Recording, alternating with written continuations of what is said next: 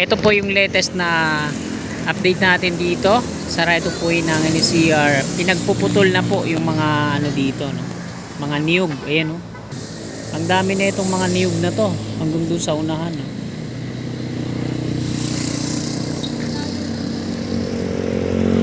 Pati dito yung ibang mga puno na nalalabi, natitira, no? Ayan. Pinagpuputol na rin. Time check po tayo, alas 6:02 na po ng gabi. Nandito po tayo ngayon sa may Padre Jacinto Zamora Bridge at eto, i-update ko po kayo dito sa right of way ng NSCR, North-South Commuter Railway, no? Dito sa may Pandakan. Tawid lang po ito dito sa Santa Mesa. Nasa Padre Jacinto Zamora Bridge nga po tayo, no? At ayan yung flyover sa unahan. Mamaya magtutungo tayo dun para tingnan naman natin, i-update ko kayo sa Section 2A ng Skyway Stage 3. Andito mga kasika po. Ito po yung latest na update natin dito sa right of way ng NCR. Pinagpuputol na po yung mga ano dito, no? Mga niyog. Ayan, no? Sarap uburin yan, gulayin. Parang hindi ay tinanggal yung mga ubod. Ang dami na itong mga niyog na to hanggang doon sa unahan, no?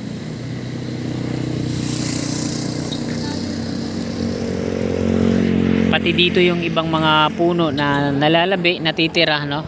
Ayan. Pinagpuputol na rin.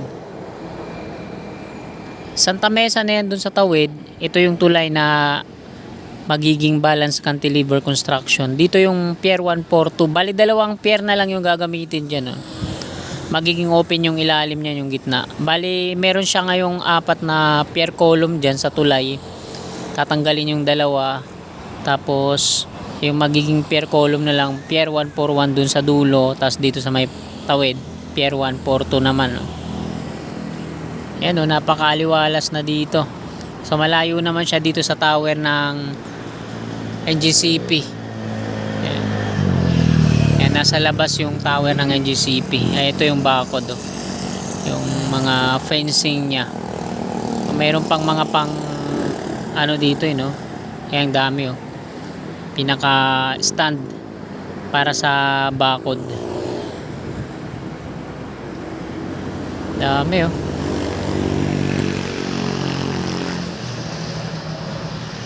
Hanggang doon na yun sa dulo mga kasikap, oh.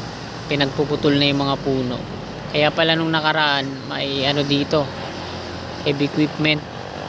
Andun pa nga yung heavy equipment sa dulo.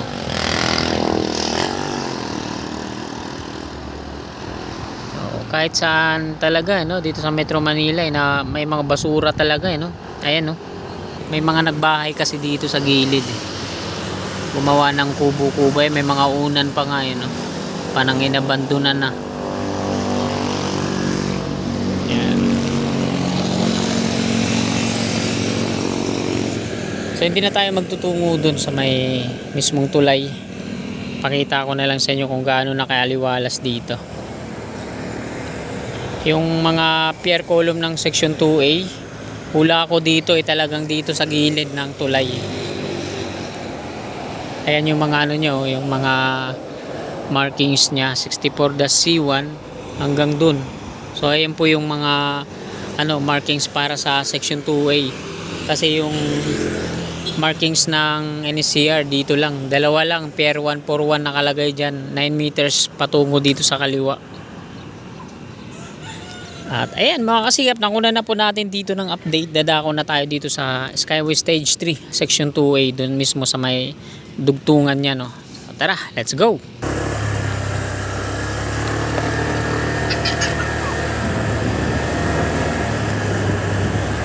Pakaliwalas na dito, no?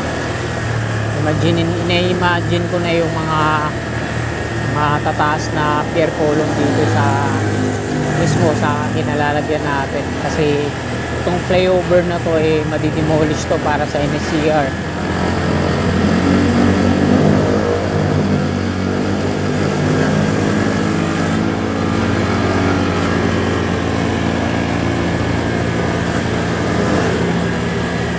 Ito, nandito pala yung heavy equipment nila, roller crane.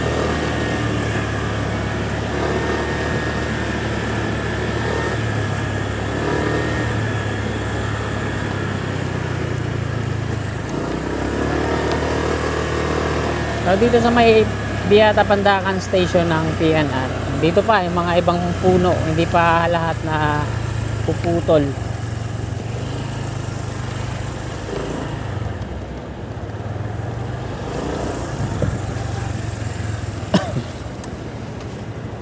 Ayan mga kasikap, nandito na po tayo sa may Skyway Stage 3.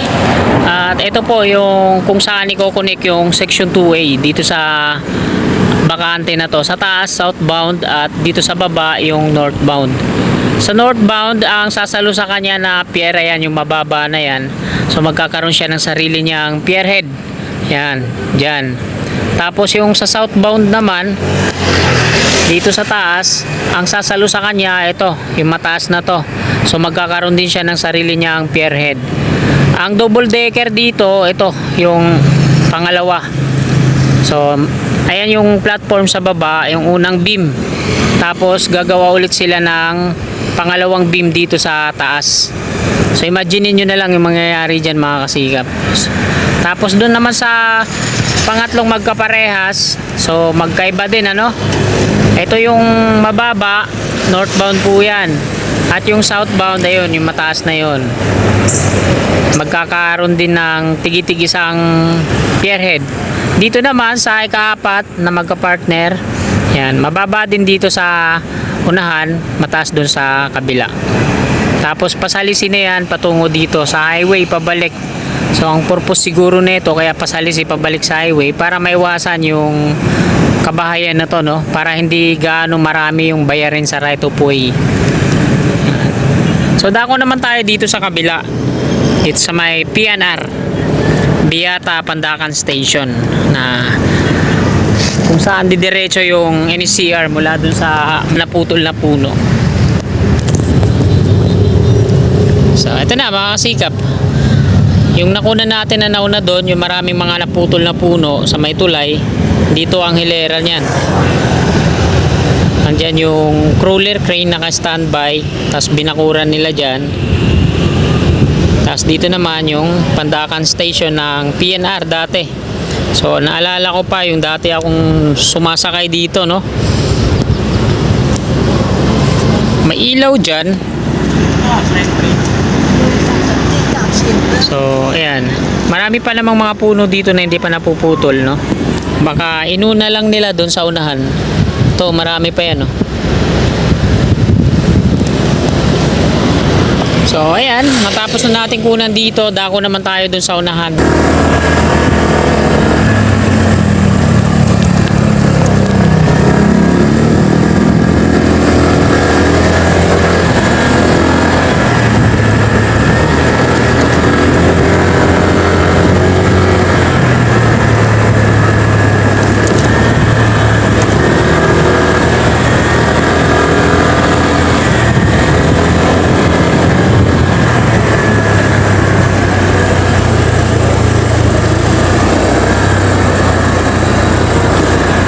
Ayan mga kasikap, nandito na po tayo.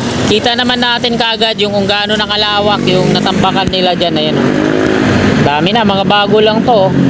Hanggang dun yun, ayun. Nag-extend na sila patungo dun sa unahan. Ayan, oh. Mga tinambakan nila ng mga borak. Galing po yan dito sa Pasig River. Mga gamit nila, ito, yung long arm excavator. Sumasakay dyan sa barge. Tapos dito nila tinatambak. Ayan. San Miguel Corporation po yung voluntaryong naglilinis dito sa Pasig River. So, wala pong bayad ang gobyerno niyan. Batay sa article na nabasa ko. Sariling pasya ni Ramon Ang para linisin itong Pasig River na to dito.